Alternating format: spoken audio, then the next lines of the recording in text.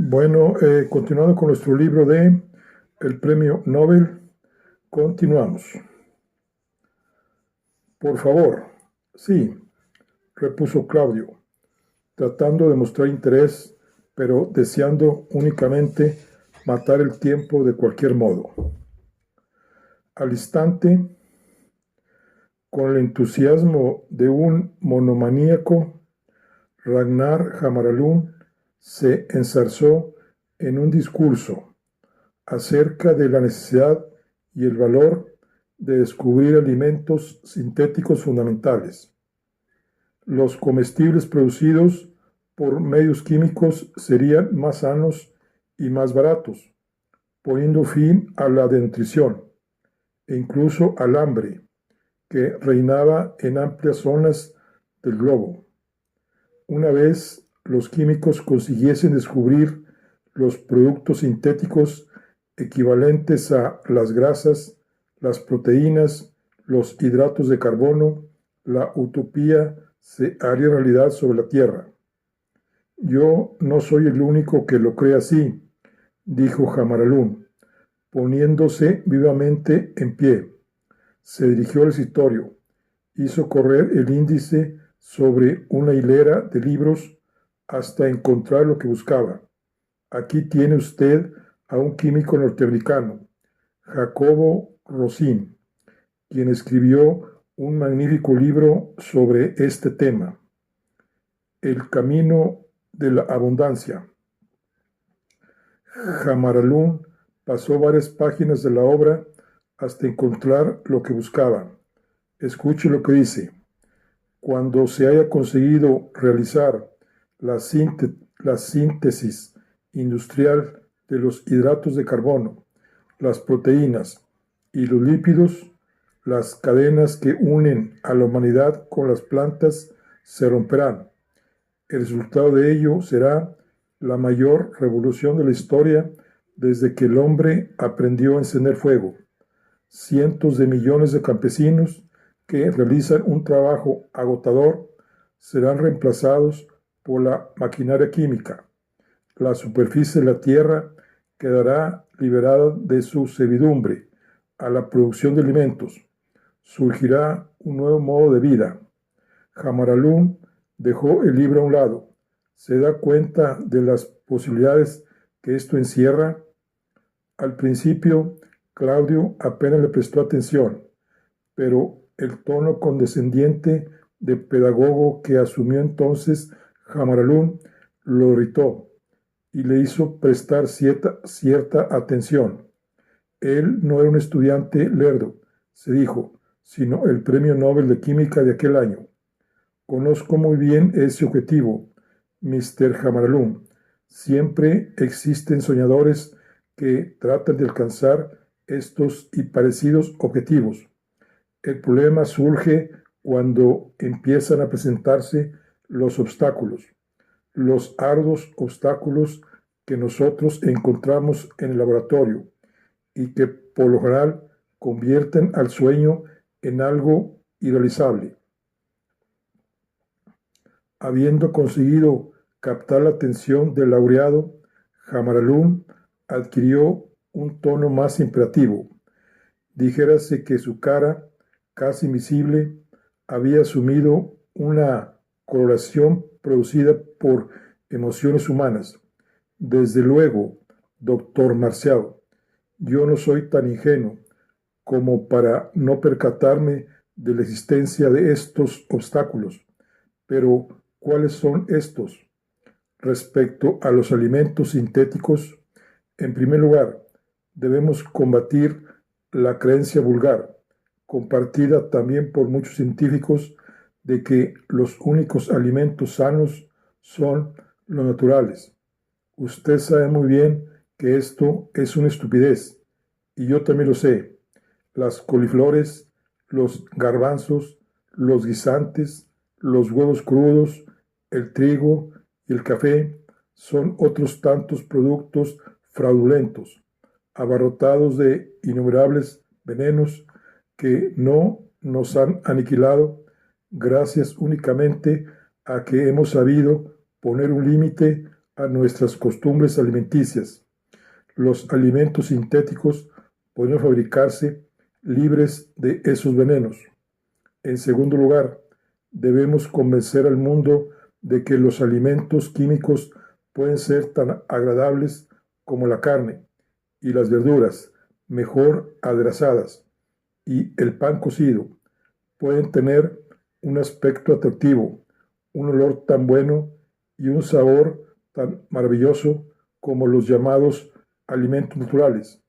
Y en tercer lugar, debemos demostrar a la humanidad que los alimentos sintéticos suelen contener todas las sustancias necesarias para la vida de los alimentos conocidos: hidratos de carbono, proteínas, grasas, agua, vitaminas y sustancias minerales.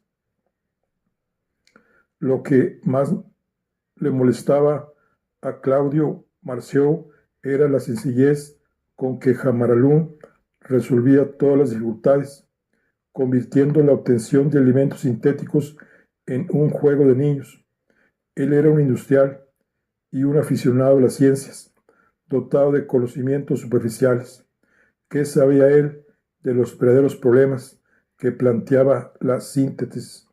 Por primera vez en muchos años, Claudio recordó sus primeros intentos en el laboratorio, con Denise a su lado, los días de trabajo, las noches fatigosas en que repetían una y otra vez los experimentos, para terminar cayendo sobre la cama rendidos de fatiga, con los ojos enrojecidos, el cuello embarado y los huesos casi artríticos, mientras que su cerebro parecía girar todo. Mientras en su cerebro parecía girar todo, sintió una grandísima tentación de hacer caer la venda que cubría los ojos de Jamaralún. Empezó a tirar de la lengua al millonario, y con gran sorpresa por su parte, Jamaralún aceptó complacido el desafío y respondió a él con una cantidad impresionante de datos, cifras y experimentos. A medida que pasaba el tiempo, se hacía evidente que, si bien Jamaralún no poseía una imaginación científica creadora, sabía perfectamente lo que se había hecho hasta entonces y lo que aún faltaba por realizar. Gradualmente, sin darse cuenta cabal del cambio que estaba experimentando, Claudio se enzarzó en una animada discusión con Jamaralún acerca de las limitaciones que ofrecían las algas como sustituto alimenticio natural, acerca del grado en que podían producirse comestibles sintéticos que resultasen sanos y estuviesen libres de toxinas, acerca del valor de los descubrimientos realizados en la síntesis de vitaminas y que tenían aplicación a los alimentos que aún estaban por descubrir, acerca de las probabilidades que existían de analizar la estructura química de diversas proteínas y de inventar sustitutos baratos para las mismas creadas en laboratorio,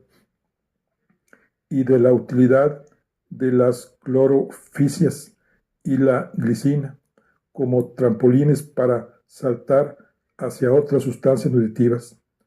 Los minutos pasaban con celeridad, pero Claudio Marceau se hallaba tan interesado y absorbido por la conversación que no se dio cuenta de que el tiempo transcurría con rapidez.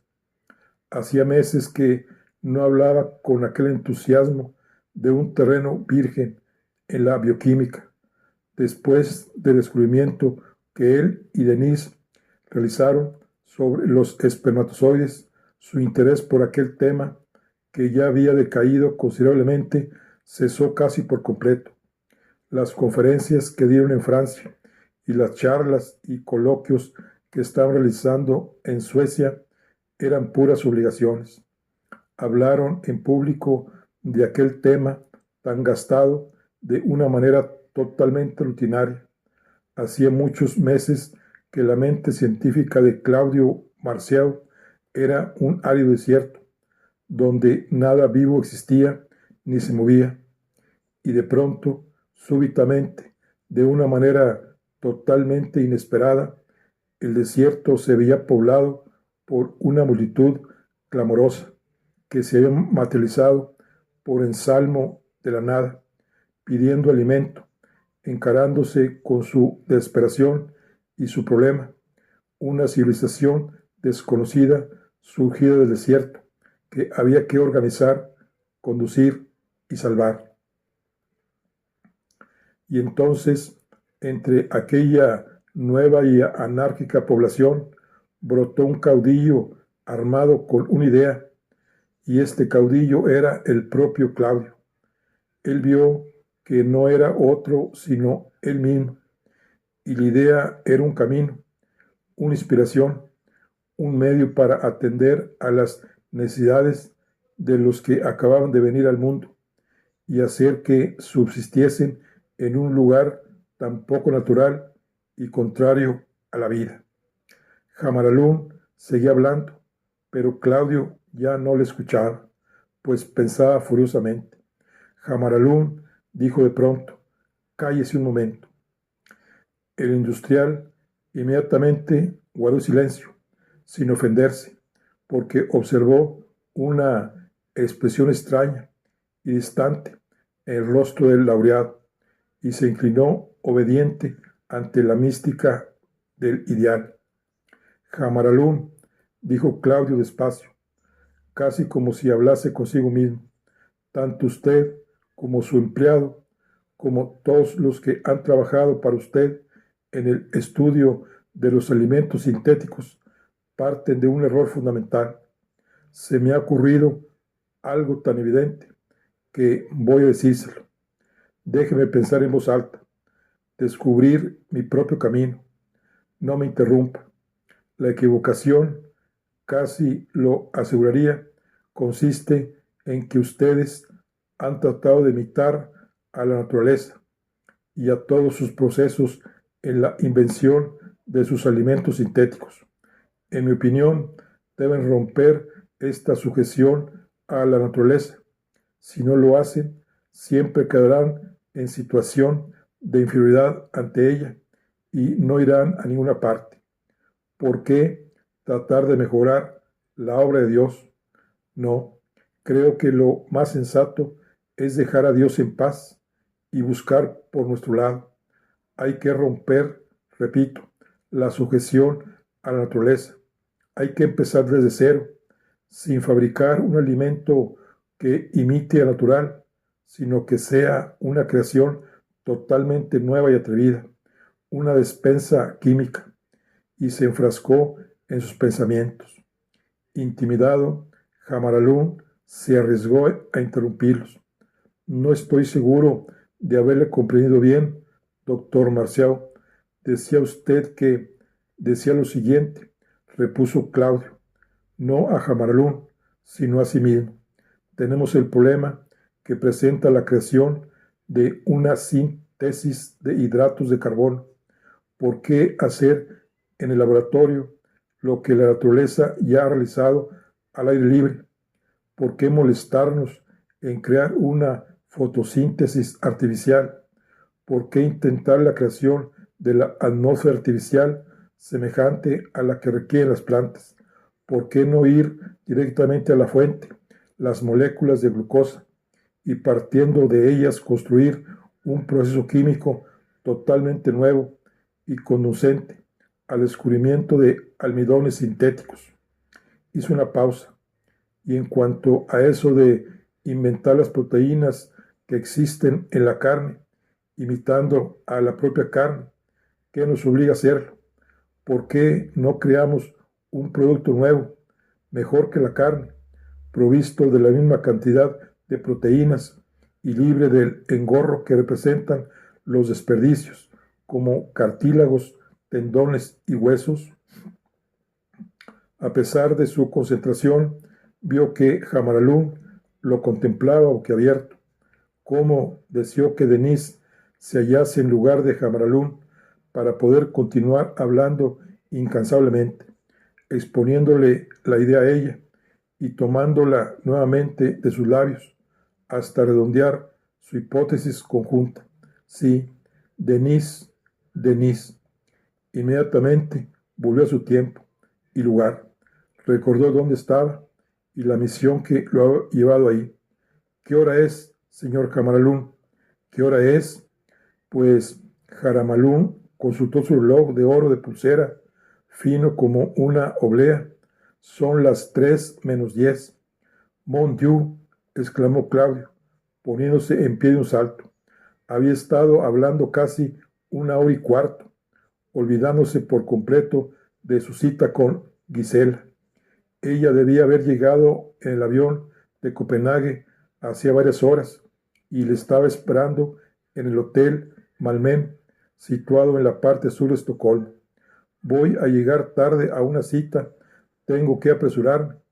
Camaralún se levantó también, tratando de disculparse. Lo siento, el modo como usted enfocó el problema, su brillante disertación. No se preocupe, descubriré más cosas cuando lo comente con Denise. ¿Puede llamar un taxi? Haré que mi chofer lo acompañe. No, prefiero un taxi. Lo esperaré allá afuera. Camaralún se acercó al teléfono puesto sobre la mesa. No sé por qué tarda tanto el doctor Limblom. Claudio se paró de repente en el umbral. Limblom. Se había olvidado de Limblom. Vaya, trató de sentir el rencor que había experimentado hacía más de 1 hora, pero se había sumado. Limblom no era más que un fastidioso escarabajo, una de las pequeñas molestias que surge en el camino de los verdaderos hombres de ciencia. Sin embargo, su amor propio le impedía dejar que Limblom creyese que su desvergonzada conducta no había sido descubierta. Sí, su precioso Limblom, dijo Claudio a Jamalú, puede usted darle un recado de mi parte. Dígale que vine a aplastar las narices y que si vuelvo a enterarme de que intenta propasarse con mi esposa, le partiré la crisma. Buenos días, señor Camaralún.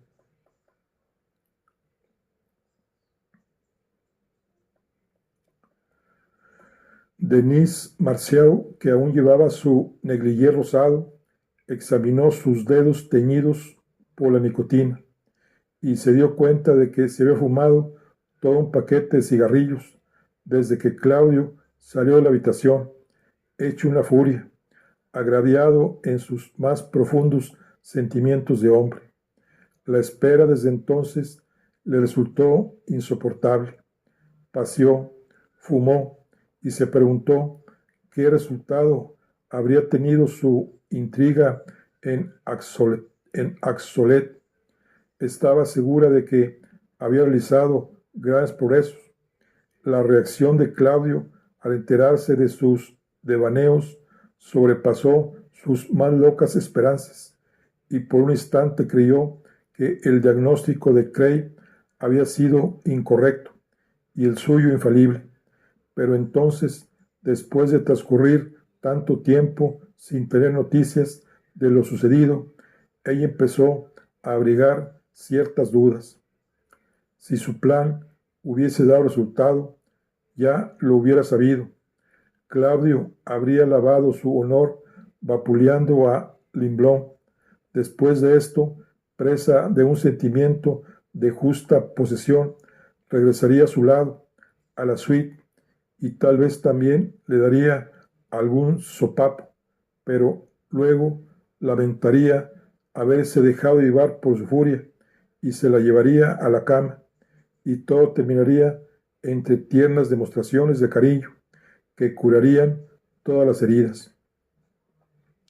Pero él no había vuelto, y ella empezaba a pensar que había adoptado otra decisión.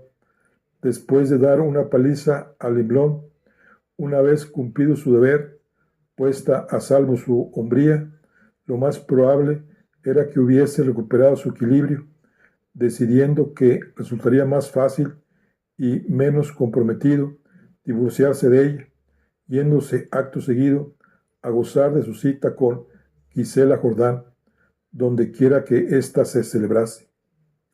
Disgustada al pensar que probablemente Cray estaba en lo cierto y que su adulterio solo había servido para asquear a su esposo en vez de producirle celos, Denise, que no podía estarse quieta, se acercó al armario, sacó otro paquete de cigarrillos del bolsillo de su abrigo, lo abrió y, presa de una dolorida tristeza al pensar en la infinita soledad que la esperaba, encendió un cigarrillo.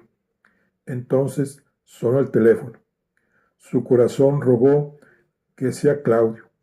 Corrió al teléfono, levantándolo antes de que sonase la tercera llamada, y habló por el aparato con prevención. «Aló, Denise». La voz tensa era masculina, pero no la de Claudio. «¿Está sola?»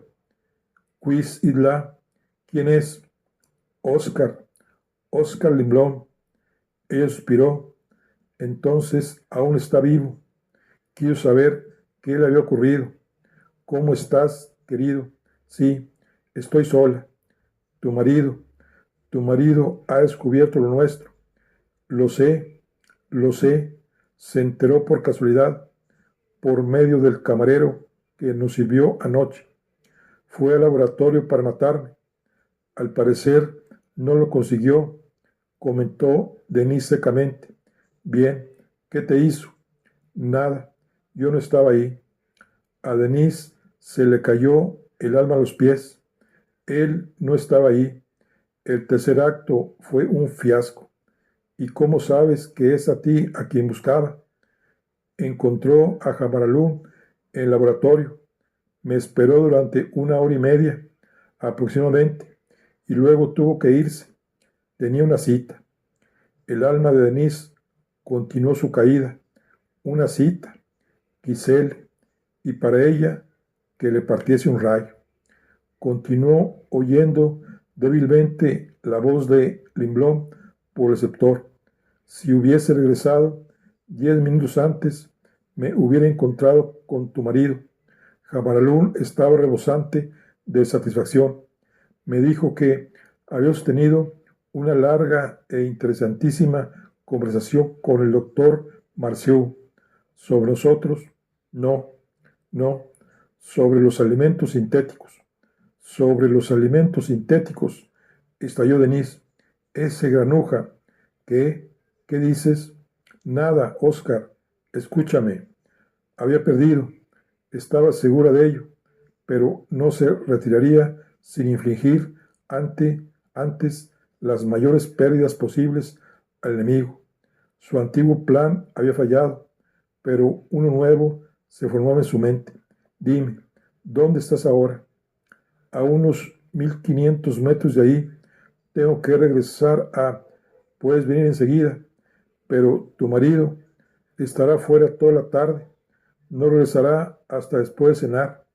Denise, por favor, esto es muy arriesgado. Él puede...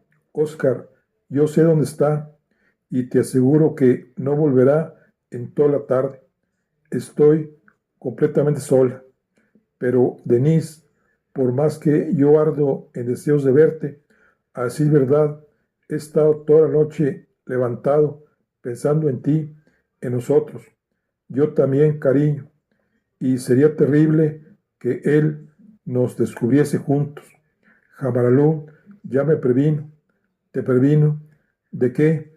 De que no volviese a verte.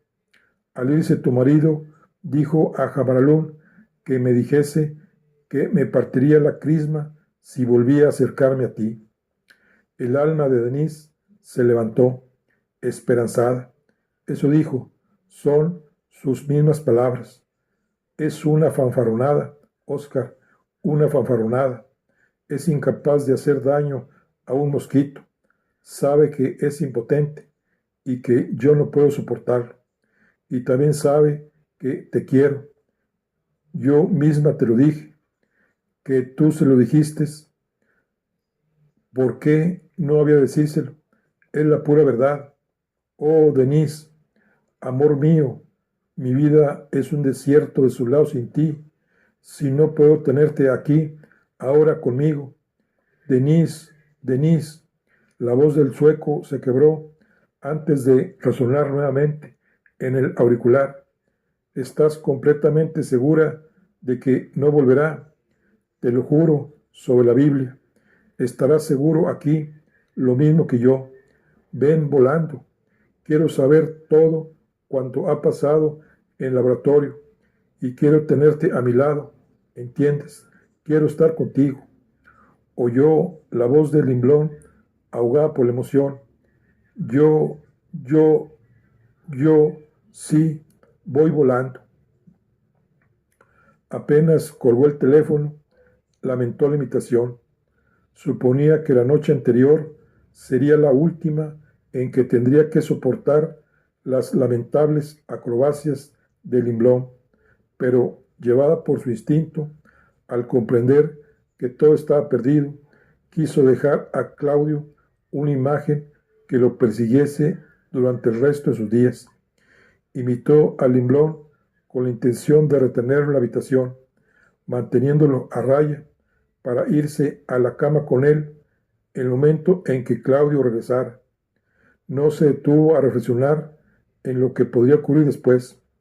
Únicamente pensaba en la humillación de que haría objeto a su marido, pero a la sazón aquella necesidad le parecía algo estúpido y peor aún peligroso, especialmente si aún tenía probabilidades de salvar su matrimonio, pues por lo que le había dicho Oscar, aún brillaba un rayo de esperanza.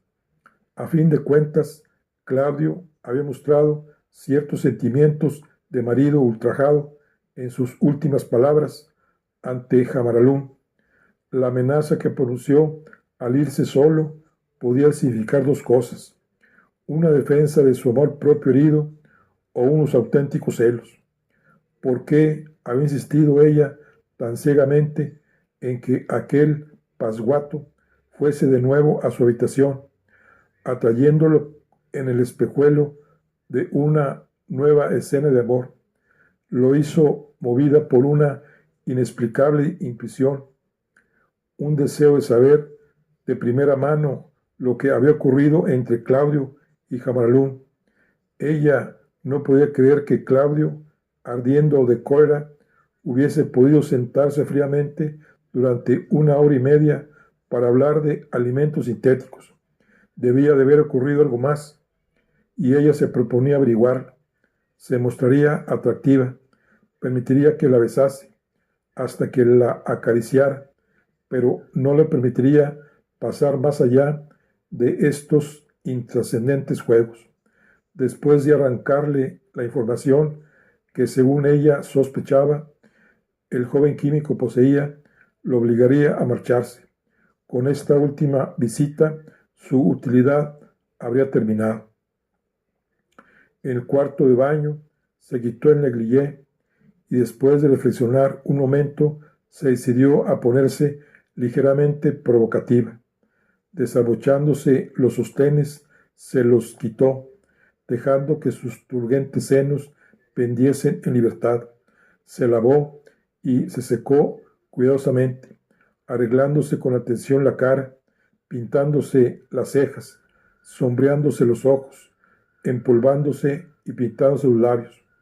Luego se dio unos toques de arpegue detrás de las orejas, en el cuello, en los hombros, en las clavículas, bajo los sobacos, entre los senos y debajo de ellos. Acababa de ponerse de nuevo el negligé y lo estaba ajustando en torno a su prenda más íntima de nylon rosado, cuando oyó el timbre de la puerta. Asegurándose a toda prisa el negligé, fue corriendo a abrirla. En cuanto Limblón entró en la habitación, con el cabello en desorden y los ojos demasiado brillantes, y cuando ella hubo cerrado la puerta, vio que él contemplaba con avidez el movimiento de sus senos. Comprendió que las cosas no saldrían exactamente como ella se había propuesto. Denise, dijo jadeante, abrazándola tan fuertemente que ella apenas podía respirar, aplastando su pecho contra el suyo y haciendo correr la mano por la curva de su espalda y sobre sus opulentas nalgas. En sus dos encuentros anteriores no había demostrado aquel talante impulsivo y vehemente, y entonces ella trató de sondearlo, o bien ella lo había vuelto frenético con su promesa telefónica, o bien la combinación de su atavío provocativo con los peligros inherentes a su vista lo habían estimulado por encima de todo lo razonable. Fuera lo que fuese, lo que se ocultaba detrás de su excitación, ella tendría que defenderse de su ataque. Denise, le susurraba él, se me ha hecho interminables los segundos que he tardado en llegar. Quiero que seas mía enseguida. Ella trató de apartarlo. Pero, ¿qué te pasa, Oscar? ¿Qué prisa tienes, hombre? Te deseo ahora mismo. Tú no sabes lo que es esto. Ella lo contempló desde cierta distancia y vio su cara y su porte, que eran los de un mayor anémico, guarda de ratones blancos, no de caza. Alusión al guardabosques protagonista de la célebre novela de D.H. Lawrence, El amante de Lady Chatterley, nota del traductor. Denise, tú has dicho que me quieres. Claro que te quiero, tontín, claro que te quiero. Es que ahora no estoy de humor para Denise por teléfono. Tienes mi afecto, Oscar, pero comprende. Todo el día he estado preocupada, agitada, pensando en lo que te podría hacer mi marido, lo que podría hacerte a ti, vida mía, solo a ti. Por favor, Denise, dad a un abstemio sus dos primeras copas, pensó Denise, y veréis lo que pasa. Tenía que pararle los pies al jovenzuelo. En aquellos momentos ella solo pensaba en Claudio. Tenía que saber qué había pasado con Claudio. Oscar, escucha, quiero que me digas, Bill Tuskal Limepin, ven a la cama conmigo. Ya te he dicho que no estoy de humor. Un beso al menos, un abrazo. Muy bien, pero antes tienes que contarme todo lo que pasó entre mi marido y Jamaralú. Te lo contaré todo. Muy bien. No, espera. Aquí no, que la doncella se sació de su abrazo. Ven, pero pórtate bien.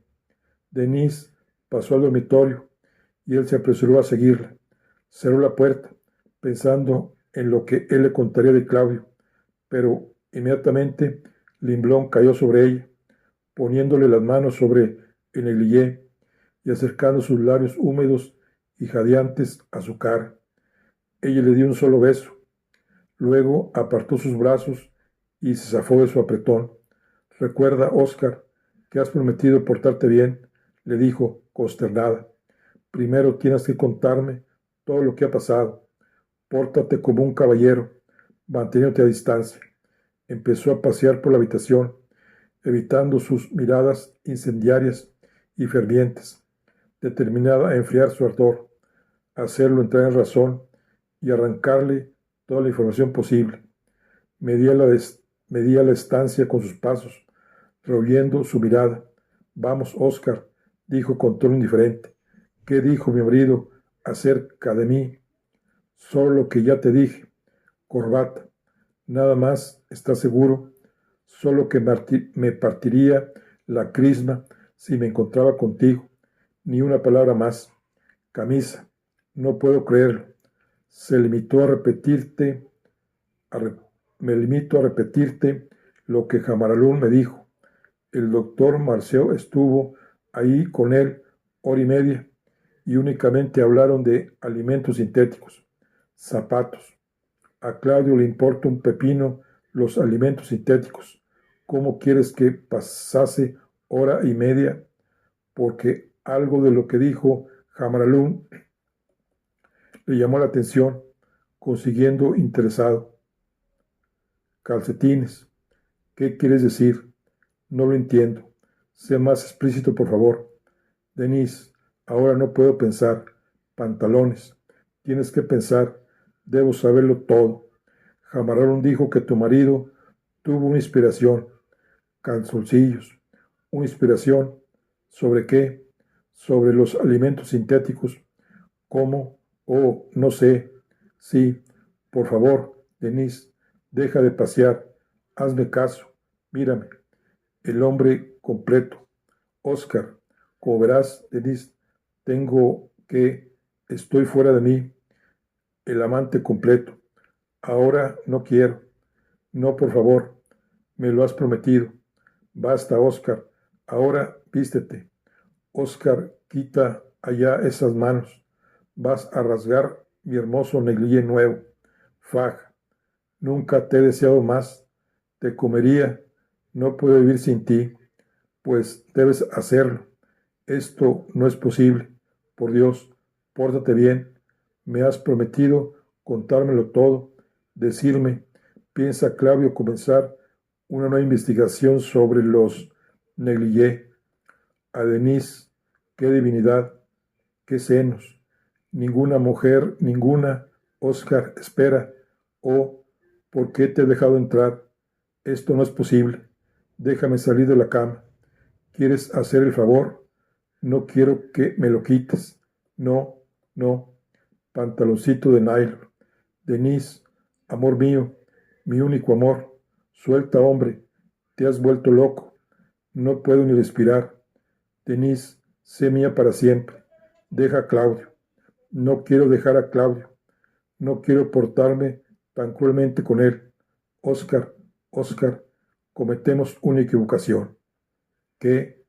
Te digo que cometemos una equivocación. Anoche no cometimos una equivocación, cielo mío, ni tampoco la cometimos en el laboratorio. Amarse no es una equivocación, pero esto es distinto. Pobre Claudio, yo no puedo, no, tenemos que hablar. Aún no has terminado de contármelo. Decías que tiene un proyecto nuevo, ¿no? ¿Qué proyecto, Oscar? ¿Tiene algo? ¿Algo que? ¿Crees que finalmente ha descubierto algo? Oh, sí, claro que sí. Oh, Denise, no puedo más. No sigas haciéndome sufrir. Vamos, Oscar, contente, basta. Vivamos juntos, Denise. Déjalo. Estemos siempre juntos como ahora. Dices que es un proyecto, un descubrimiento. No puede ser que se le hubiera ocurrido alguna posibilidad de un nuevo descubrimiento, una hipótesis.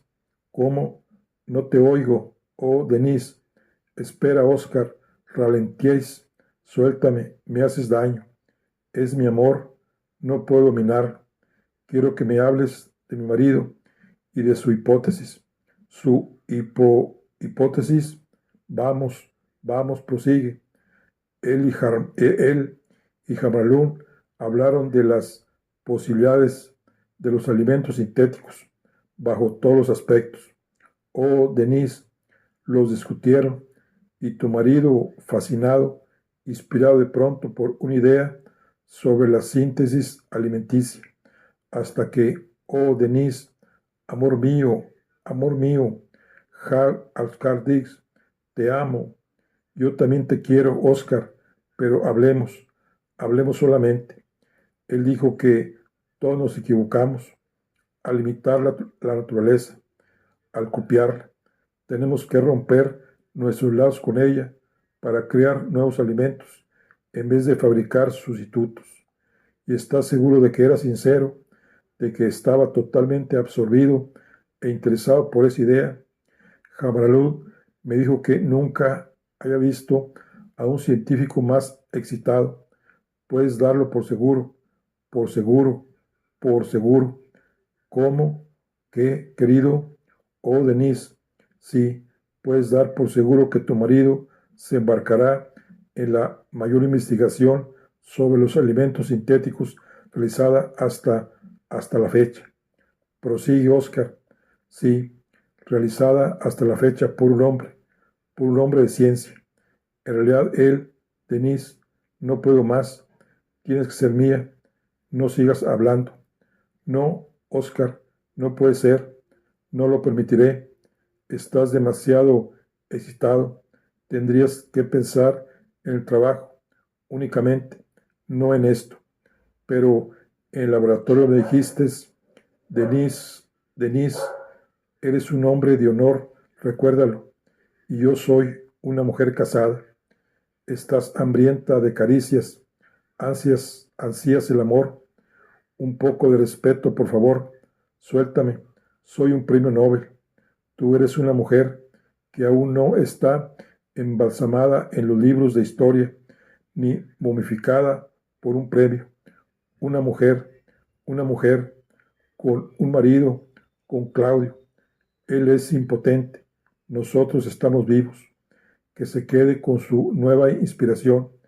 En realidad, él, Denise, abrázame. No te detengas, Oscar.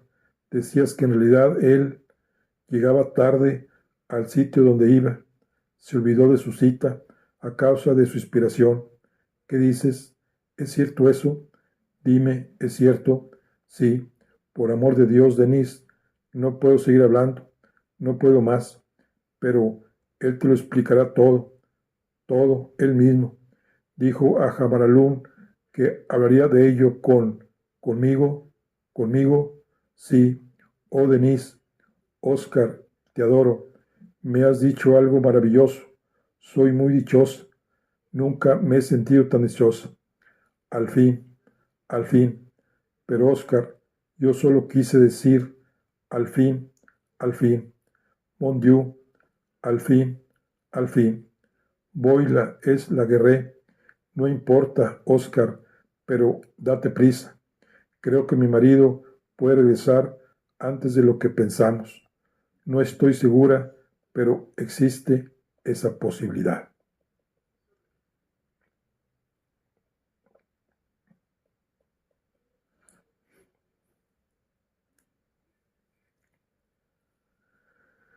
El Hotel Malmen, un imponente edificio blanco y cuadrado que se alzaba en la concurrida Godgatán, anunciaba orgullosamente que sus 250 habitaciones, provistas de cuarto de baño o ducha y aparato de radio que podían captar 4 emisoras, se contaban entre las más modernas de toda Suecia. Para muchos turistas, la única desventaja que presentaba el hotel era que se hallaba a cierta distancia del centro urbano. Para Gisela Jordán, teniendo en cuenta la encumbrada posición que entonces ocupaba su amante y las ilícitas relaciones que ambos sostenían, aquel alejamiento resultaba muy ventajoso, y cuando se enteró de la situación del hotel en las afueras de Estocolmo, se apresuró a reservar una habitación doble en la segunda planta para la tarde del 9 de diciembre. En aquellos momentos, Claudio Marceau permanecía sentado en aquella habitación doble del segundo piso, sumido en sus pensamientos, paladeando un armagnac que Gisele tuvo la atención de traerle, y escuchando el distante rumor del agua del grifo en el cuarto de baño al que Gisela acaba de retirarse. Tuvo que reconocer que, exceptuando los primeros minutos después de su tardía llegada, Gisela estuvo admirable. Durante los primeros minutos, cuando él entró en su habitación como en trance, después del abrazo y el beso maquinales, ella puso gesto enfurruñado y demostró su disgusto, lo cual era raro en una persona de carácter tan sosegado como ella. «Qué tarde llegas», se quejó. «¿Crees que he volado casi hasta el mismísimo Polo Norte para pasarme las horas sentada en una lúgubre habitación de hotel? Tú me prometiste que vendrías. Lo menos que podrías haber hecho era telefonearme, darme una explicación. Yo no sabía qué pensar. Me retuvieron», repuso Claudio. «¿Con qué? ¿Qué puede ser más importante que nosotros?» Explicarle lo que podía ser más importante. o al menos tan importante como ellos, era a todas luces imposible. Conseguiría convencerla de que su cerebro, embotado, casi atrofiado, durante aquellos últimos meses, había empezado a crecer, rebosante de vida, aquel mismo día. ¿Cómo le diría que hasta aquella misma tarde solo había vivido de cuello para abajo y que aquella tarde había encontrado su cabeza perdida? ¿Cómo le diría que uno de los mayores milagros que se producirían en la bioquímica no sería el resultado del intento de sintetizar los hidratos de carbono mediante la imitación de luz natural, sino reproduciendo el proceso de la fotosíntesis en tubos de ensayo? ¿Sería capaz aquella modelo de considerar las moléculas de glucosa como algo más importante que él o que ella? Era inútil, porque aquella era la parte de su ser que ella nunca había conocido. Así es que dijo: Gisela, nada hay más importante que nosotros, y te pido una vez más que me disculpes. Ya traté de decírtelo en la conferencia telefónica que sostuvimos. Estamos en plena Semana Nobel y las personalidades que han acudido a Estocolmo, procedente de todo el mundo, no me dan punto de reposo. Me acaparan, me piden mi opinión, me hacen consultas y yo, estas palabras parecieron producir el efecto apetecido, y ella, al pensar en la fama de Claudio, junto a la que tan pequeñas resultaban sus exigencias, se sintió contrita y se arrojó en sus brazos. Claudio, soy yo quien te pide disculpas. Sé que eres un hombre muy importante y me enorgullece. Comprendo que no tengo derecho a exigirte que seas únicamente mío. Esto es lo que más me preocupa, pensar que no eres solo mío. Creo que esto es en parte lo que preocupa a las mujeres cuando el hombre que espera llega tarde. Les hace pensar que le importan poco y entonces se sienten inseguras. Rodeándole el cuello con los brazos, lo besó. Te he echado tanto de menos. Contaba los minutos que faltaban para encontrarme contigo. ¿Aún me quieres, Claudio? Él la besó suavemente, a su vez, y luego se apartó un poco para mirarla. Por un momento, la cadena de moléculas de glucosa se desintegró ante él.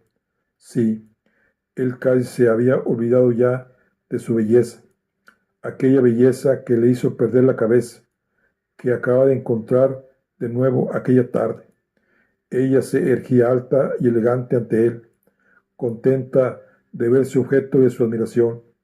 Su vestido de mezclilla de lana marrón, hecho al ganchillo, realzaba su flexible y esbelta silueta, que parecía salida de un escaparate. Tomándole la mano le dijo: Vamos, Claudio, sentémonos y hablemos. Tienes que contármelo todo. Se sentaron muy juntos en el sofá, con dos cojines, tomándose las manos, con los dedos entrelazados, y ella le habló de París, de los preparativos para el viaje a Copenhague y de esta misma ciudad. Después, ella le preguntó acerca de la semana que había pasado en Estocolmo, evitando cuidadosamente hacer la menor alusión a su esposa, y él le habló de Estocolmo, de las personalidades que había conocido, de los demás laureados, los lugares que había visitado, las veces que se había presentado en público, el banquete en el Palacio Real y la cena en casa de Ragnar Hammarlund. Él también evitó cuidadosamente mencionar a Denise. Mientras hablaba, se apartó un poco de ella, como si se dirigiese a toda la habitación y no a Gisela, a no ser por los movimientos que hacían sus finos dedos entre los suyos, pudiera muy bien no haberse dado cuenta de su presencia. E incluso cuando relató su anécdota sobre Max Strandman, lo hizo con un tono distraído, sin el menor esfuerzo, consciente para complacer a Gisela y reírse con ella, para que así pudiesen compartir y saborear ambos lo que contaba. En lo más profundo de su espíritu estaba agitado por la cuestión de las proteínas, por la necesidad de sintetizarlas y la probabilidad de que los aminoácidos producidos químicamente bastasen. ¿Sería posible tal cosa? Volvió a darse cuenta de su presencia al notar que su mano estaba vacía. Alzando la mirada, vio que ella había apartado la mano y hacía girar el rubí que llevaba en un dedo.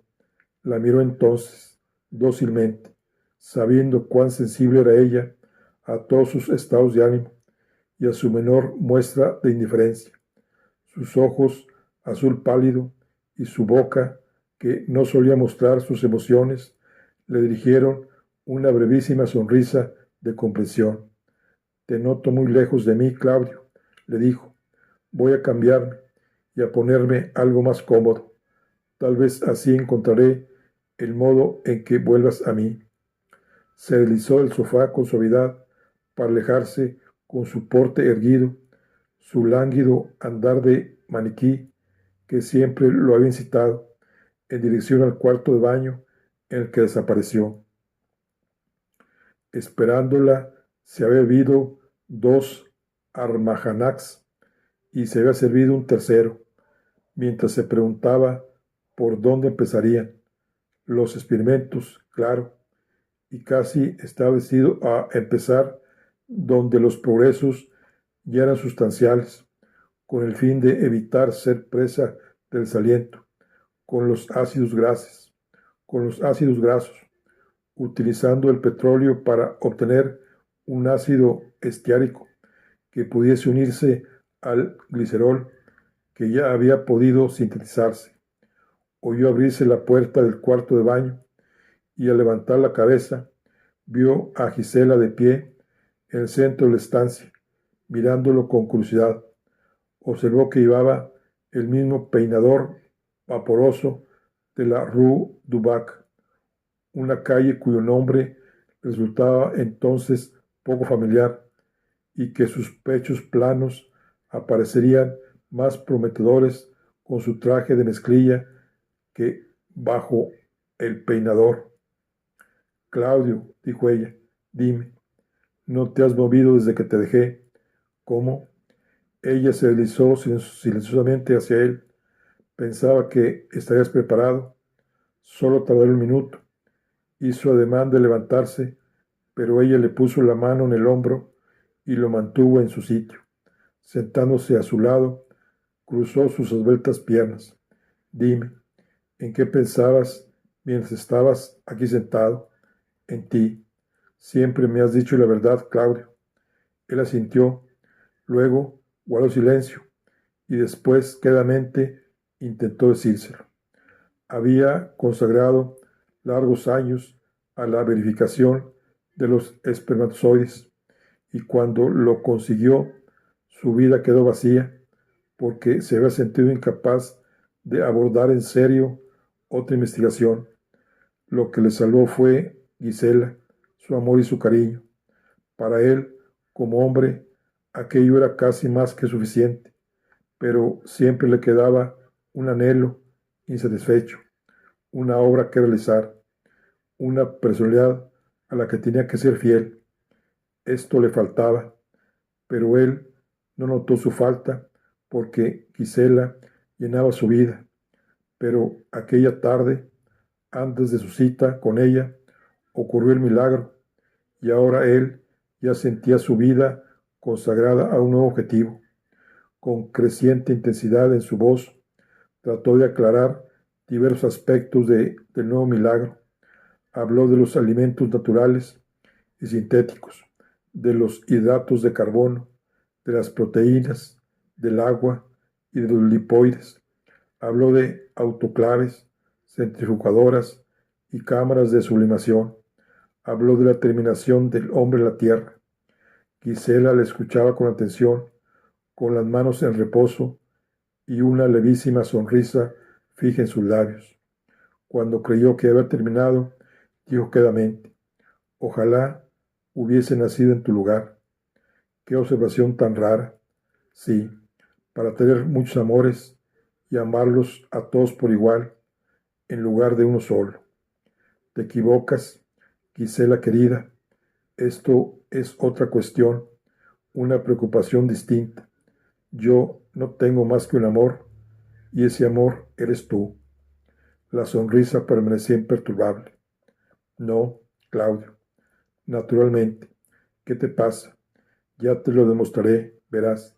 Ven, deja que me desnude. Ella tendió la mano con rapidez y sujetó la suya. No, Claudio, ahora no. Yo no creo que ahora tú quieras poseerme. Sí lo quiero. No tienes talento para el fingimiento. No estás de humor para eso, Claudio. Puedo verlo. No me mientas. Y lo que es más importante, no insultes lo que hay entre nosotros, tratando de complacerme sin amor. Giselle, vives en otro mundo. Bien, reconozco que estoy excitado y además ha sido una semanita. Claudio, no hace falta que te disculpes. Estás agotado, no a causa de la semana, sino por tu nueva pasión. Te perdono. Giselle, créeme, te hablo desde lo más profundo de mi corazón. Lo que más deseo es demostrarte mi amor, pero tal vez tenga razón. Será mejor que lo haga cuando mi espíritu, cuando será mejor cuando esté de nuevo en París. Ella se levantó. Valdrá más que ahora te vayas. Me parece que quieres comentar tu nuevo milagro con personas que sepan apreciarlo en tu compañía. Él se apresuró a levantarse también y le tomó las manos. Esto no me parece bien. Conmigo sí. Tienes que darme algún tiempo para mí misma. Nunca había estado aquí. Quiero ir de compras, adquirir muchas cosas y solo me quedan unas horas antes de que salga el avión. Yo te acompañaré, llevaré los paquetes. Ella movió negativamente la cabeza. Con frecuencia los afligidos desean la soledad. No lo comprendía él. Bien, si tú insistes, insisto. Boyle, soltándose las manos, fue en busca del sombrero y su gabán. Vaciló antes de decir: nos veremos la semana que viene en París. Dirigiéndose a la puerta, ella la abrió. No pienses en ello, Claudio. No nos veremos. ¿Por qué dices eso? Exclamó poniéndose a su lado. Porque has terminado conmigo, lo sé, y tú lo sabes también. No soy una jovencita que vive de ilusiones. No he terminado contigo. Si te refieres a mi mujer, sabes a lo que me refiero. Lo sabes con toda exactitud. Vuelves a sentir tu antigua pasión, la pasión que sentías por mí, ahora la sientes por trabajo. Sabía que esto sucedería tarde o temprano, Claudio. Lo supe desde el primer día. Mi único placer consistía en no saber cuándo sería, pero ahora ya lo sé. Ha sucedido ahora. Inclinándose hacia él, le dio un beso y se apartó inmediatamente. Gracias por todo. Ahora vuelve al trabajo. Algún día, algún año, cuando tus ocupaciones te lo permitan, tal vez vayas a verme. Su sonrisa era agridulce. Puede ser que aún me encuentres, si no he tenido suerte. Suspirando, se marchó. Gisela cerró la puerta y se apoyó en ella. Al cabo de un rato, se acercó al sofá, vio el almaganac que él había dejado sin terminar y lo apuró. Luego desató su peinador, se lo quitó y se dirigió en su desnudez, sin provocación, porque no había nadie para verla, al cuarto de baño para vestirse de nuevo, a fin de protegerse de los rigores de la lúgubre tarde invernal. Bueno, aquí concluimos la charla del día de hoy. Estamos con el libro de El Premio Nobel. Nos vemos en la siguiente. Hasta luego.